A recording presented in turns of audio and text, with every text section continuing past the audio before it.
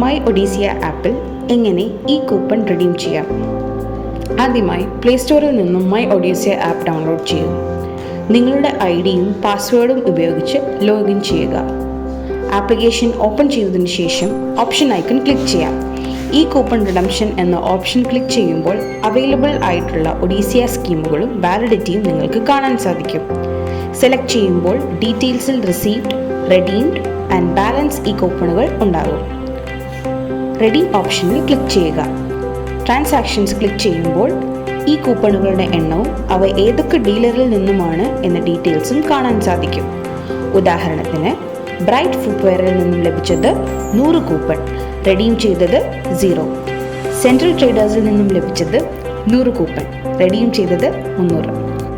Back click ചെയ്തതിനു ശേഷം ട്രാൻസാക്ഷൻസിന് താഴെയുള്ള ആരോ ക്ലിക്ക് ചെയ്യുമ്പോൾ ഈ കൂപ്പൺ നിങ്ങൾക്ക് ഷെയർ ചെയ്ത ഡീലേഴ്സിൻ്റെ ലിസ്റ്റിൽ നിന്നും റെഡീം ചെയ്യാൻ ഉദ്ദേശിക്കുന്ന ഡീലറിനെ സെലക്ട് ചെയ്യാം. ശ്രദ്ധിക്കുക, ഈ കാണുന്ന ഏത് ഡീലറിൽ നിന്നും നിങ്ങൾക്ക് എല്ലാ കൂപ്പൺസും റെഡീം ചെയ്യാവുന്നതാണ്. റെഡീം ക്വാണ്ടിറ്റിയിൽ ക്ലിക്ക് ചെയ്യുമ്പോൾ സ്കീമിൻ്റെ റിവാർഡ് പോയിൻറ്റ്സ് കാണാം. കൂപ്പൺസിൻ്റെ എണ്ണം വെച്ച് റിവാർഡ് പോയിൻറ്റ് കാൽക്കുലേറ്റ് ചെയ്യാം. ഉദാഹരണത്തിന് ഇവിടെ കൂപ്പണിൻ്റെ എണ്ണം 300 ആയതിനാൽ അതിനുശേഷം ഉള്ള റിവാർഡ് പോയിൻറ്റ്സിന് എലിജിബിൾ അല്ല. ഈ ലിസ്റ്റിൽ നിന്നും എലിജിബിൾ സ്ലാബ് സെലക്ട് ചെയ്യാം. റെഡീം ക്വാണ്ടിറ്റിയിൽ ആ വാല്യൂ വരുന്നതായിരിക്കും.